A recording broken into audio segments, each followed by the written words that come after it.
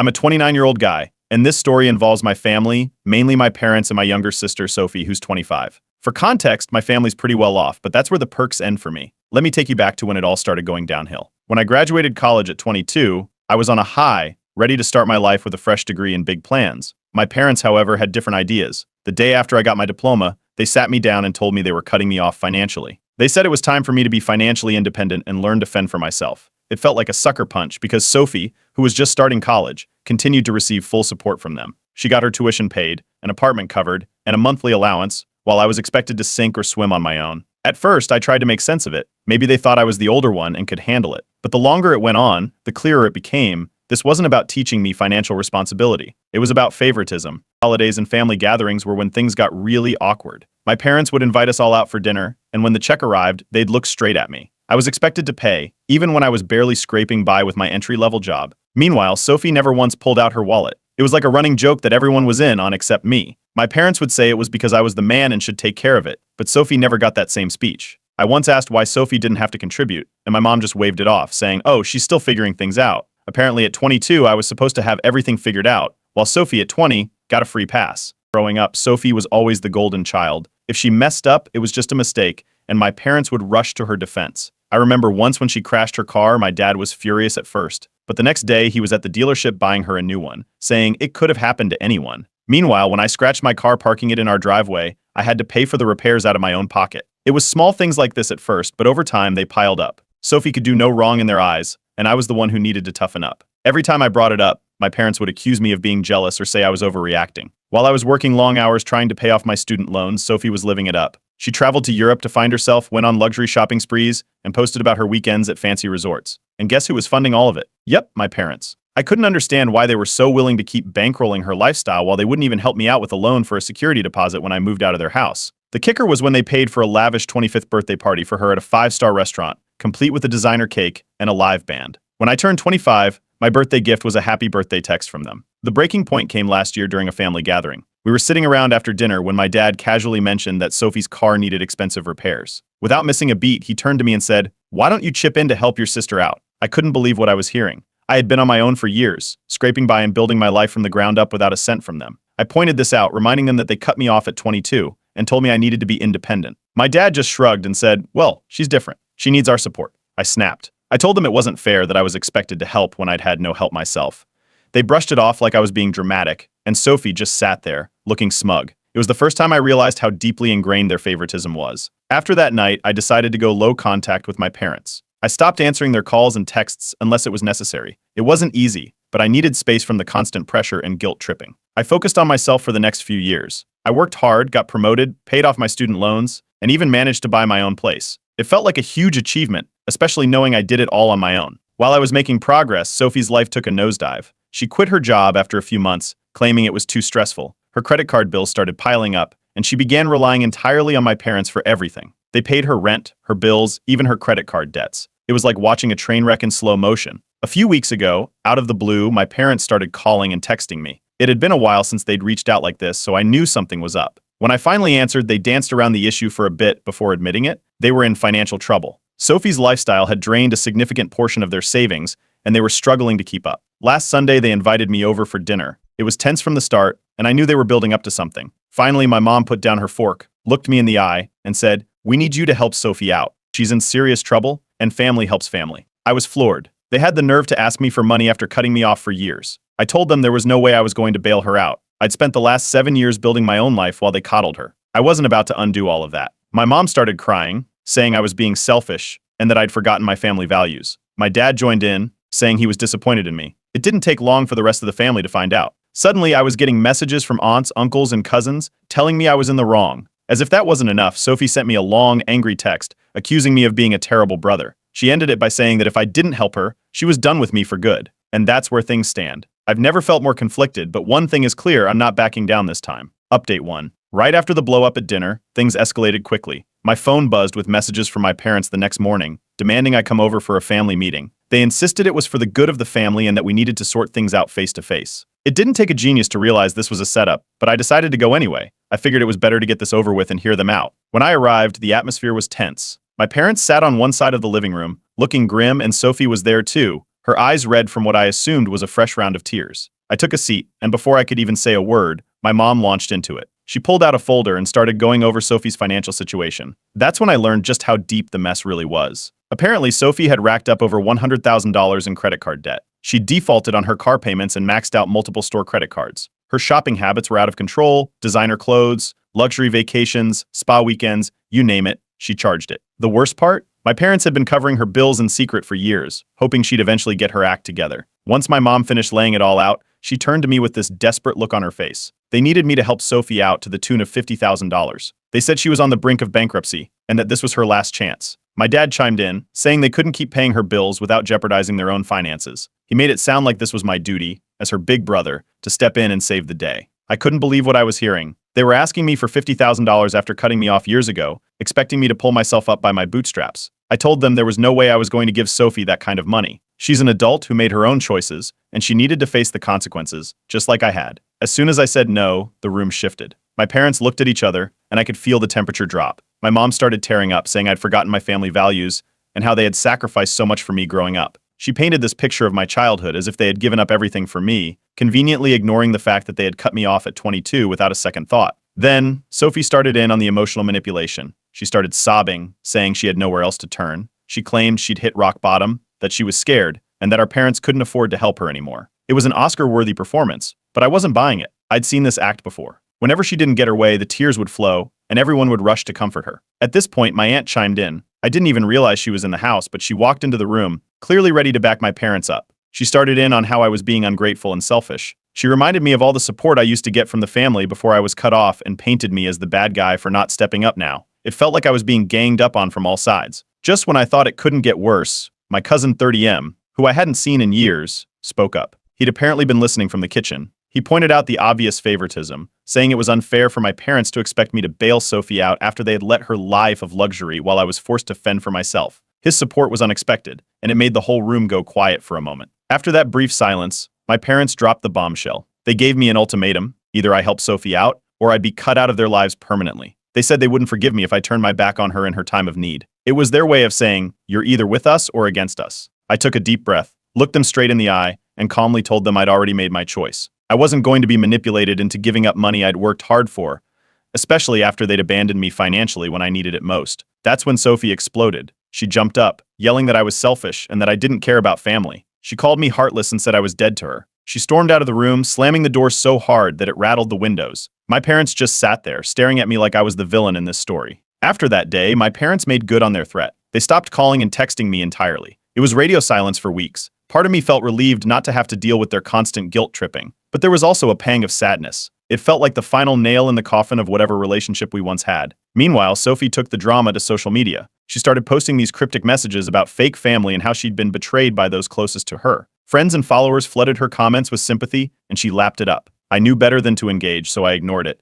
But it was hard not to feel frustrated watching her play the victim online. Then, out of nowhere, I got a message from my dad. It was short and to the point. He said he was disappointed in me and that he had expected better from his son. It felt like a gut punch, but I didn't respond. I'd already made my stance clear. Just when I thought the dust was settling, I received an envelope in the mail. It was a legal notice. My parents were suing me, claiming I had promised to loan Sophie the $50,000 during our family meeting. They were taking this to court, and it looked like the fight was far from over. And that's where things are now. I guess we're headed for a legal showdown. Update 2. Getting the legal notice felt like a punch in the gut. I opened the envelope, and there it was, an official lawsuit from my parents. They were claiming I'd verbally promised to loan Sophie $50,000 during the family meeting. It felt surreal reading the legal jargon, essentially accusing me of going back on my word.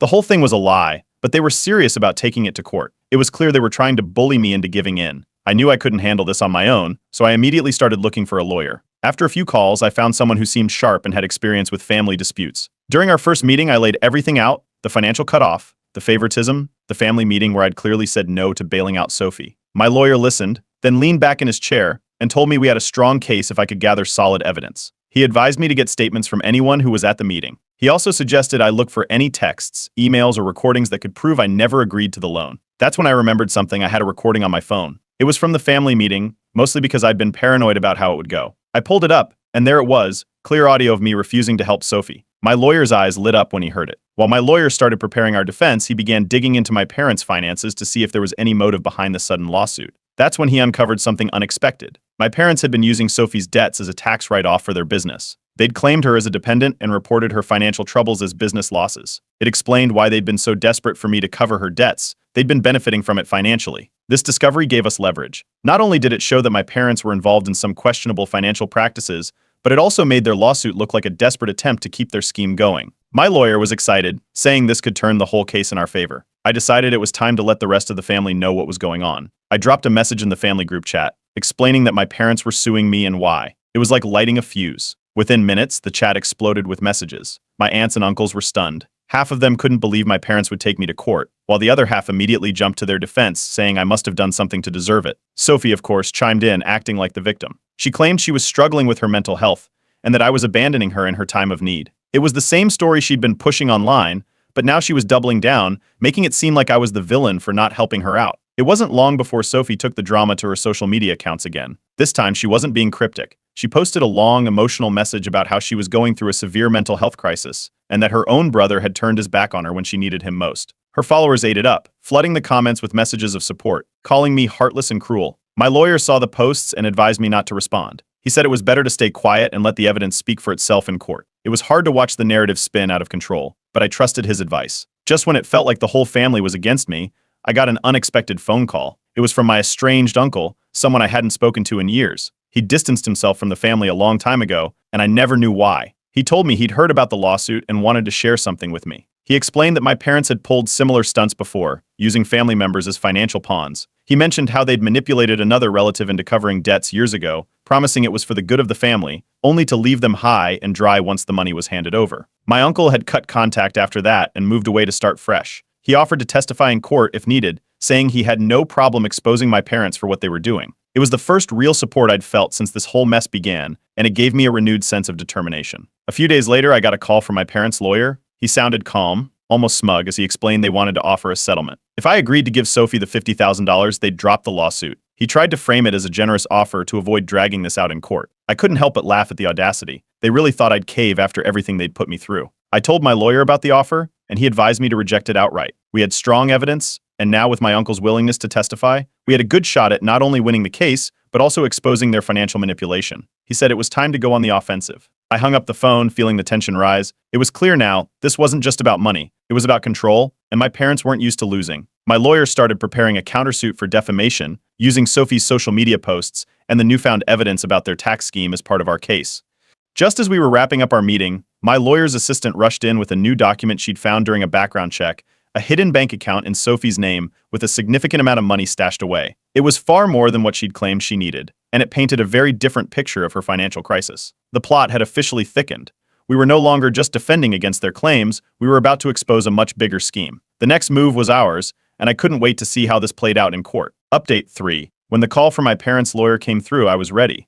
He started with the same spiel, how they wanted to resolve things outside of court, and how it was all just a big misunderstanding. Then he made the offer if I agreed to give Sophie a $50,000 loan, they'd drop the lawsuit. It was framed as a compromise, a way to end this family dispute without more drama. I didn't hesitate. I rejected the offer flat out. I made it clear I never promised a loan and wasn't about to be coerced into it now. The lawyer sounded surprised, almost like he expected me to cave. After that call, my lawyer suggested we double down on gathering evidence. We already had the recording from the family meeting, but he wanted more. I went through old texts, emails, and even social media messages, looking for anything that could back up my side of the story. While digging through my phone, I found another recording from a separate conversation with my parents months before the meeting. In it, they were pressuring me to help the family, but I'd clearly refused, stating I wouldn't be bailing Sophie out financially. I sent everything to my lawyer, who was pleased. The recordings would show a pattern of pressure and manipulation, but the real bombshell came when my cousin reached out. My cousin, who defended me during the family meeting, called me privately. He'd just learned something huge. My parents had secretly mortgaged their house to cover Sophie's debts. They hadn't told anyone, not even other close family members. They were counting on me to step in and save the day because they were on the brink of financial ruin themselves. It all started to make sense, the desperation, the lawsuit, the emotional blackmail. They weren't just trying to help Sophie, they were trying to dig themselves out of a hole they'd put themselves in by enabling her reckless spending.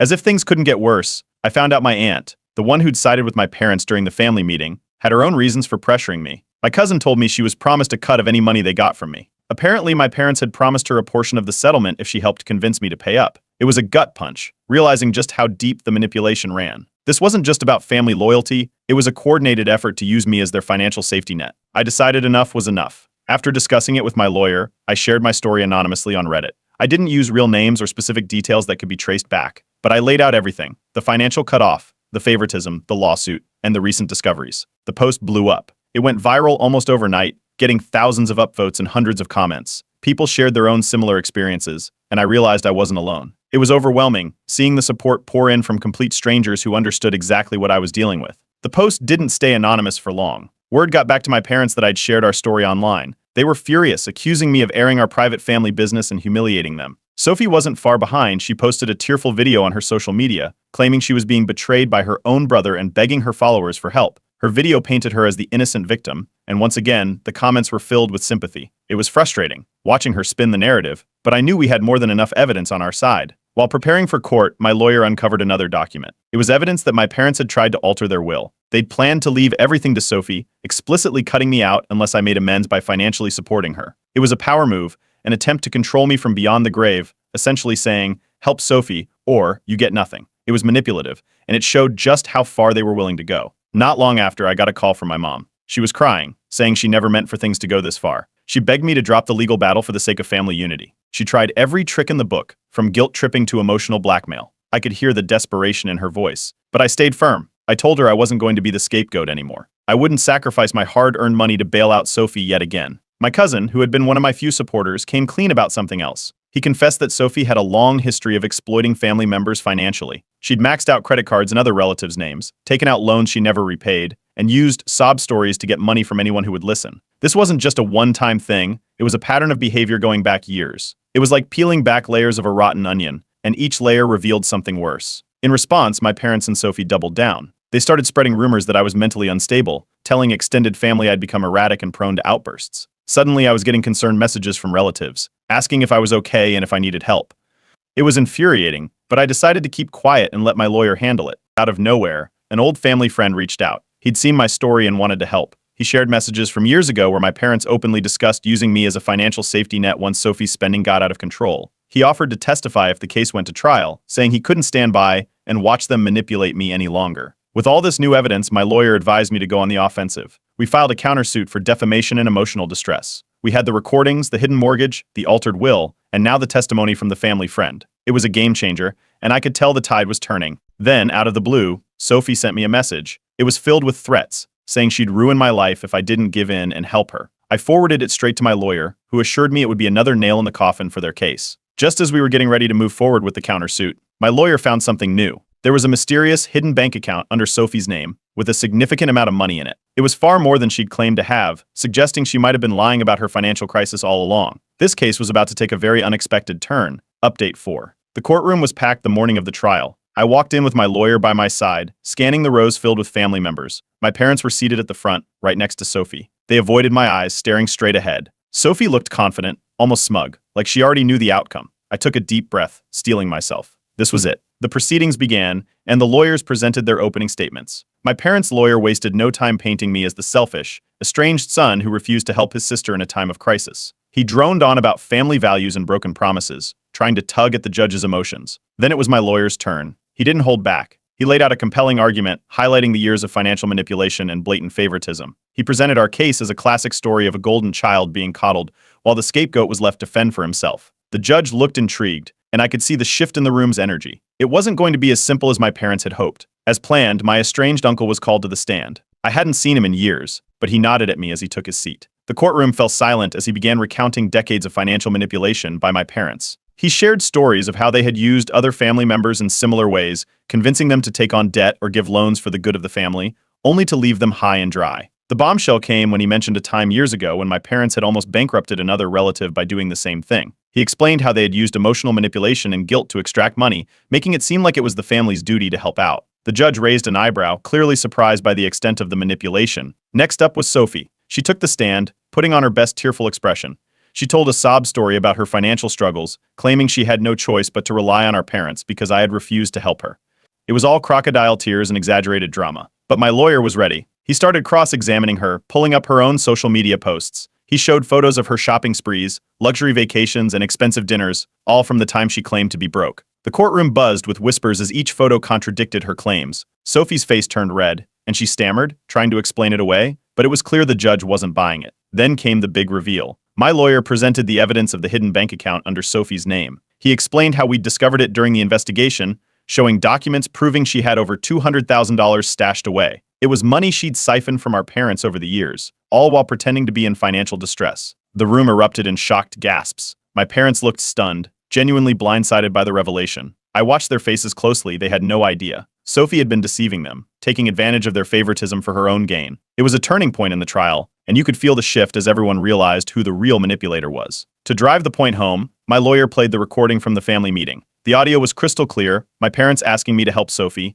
and me refusing, stating outright that I wouldn't be giving her any money. It directly contradicted their entire case, shattering their claims that I'd promised a loan. The judge looked at my parents, clearly displeased. Their credibility had taken a massive hit. When it was my turn to testify, I kept it simple. I described how I'd been cut off financially at 22, while Sophie continued to receive full support. I talked about my struggles to build a life on my own, working hard to pay off debts and buy my own home, all while watching Sophie live a carefree lifestyle funded by our parents. I explained how I'd been pressured, manipulated, and made to feel like the family scapegoat for years. The courtroom was silent as I finished, the weight of my words hanging in the air. After a brief recess, the judge returned with the verdict. The lawsuit was dismissed, and she ruled in my favor. Not only that, but she awarded me damages for defamation and emotional distress. My lawyer had done it. The courtroom murmured as the judge reprimanded my parents, calling out their manipulative behavior and warning them against bringing such frivolous cases in the future. As we left the courtroom, my mom had a full breakdown. She was sobbing, clutching at Sophie, who was trying to pull away. In a loud public outburst, she screamed at Sophie for lying to them, for taking advantage of their love and trust.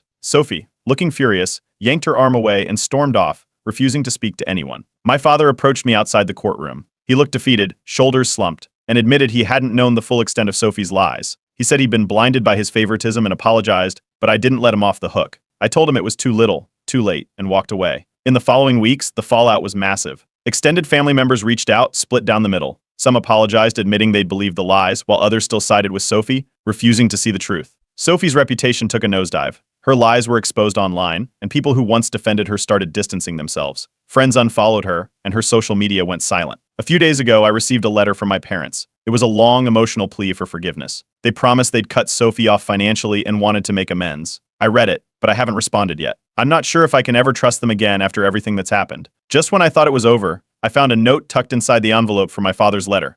It was cryptic, almost like a riddle, hinting at a long-hidden family secret that could change everything. It wasn't clear what it meant, but one thing was certain: this story isn't finished yet. Update 5. The cryptic note from my father kept nagging at me. It was short, almost like a riddle, mentioning a hidden gift from the past meant for the future. I couldn't shake the feeling there was more to it, something they'd kept from me for years. I decided to hire a private investigator to look into it. If there was a secret inheritance I needed to know. The investigator got back to me within a week. The findings were explosive. My late grandparents had set up a trust fund in my name years ago. It was meant to secure my future, and was substantial enough to change everything. But here's the kicker: my parents had blocked access to it right after I graduated college. They'd hidden it away, leaving me to struggle while they funneled money into Sophie's extravagant lifestyle. The trust fund was never meant for her. It was set aside specifically for me. My investigator showed me documents proving it was all intentional. My parents had kept the trust fund a secret, using legal loopholes to maintain control over the money. They'd planned to keep it hidden until I proved my loyalty by supporting Sophie financially. This wasn't just about favoritism anymore, it was about control. Armed with the evidence, I decided it was time for one final confrontation.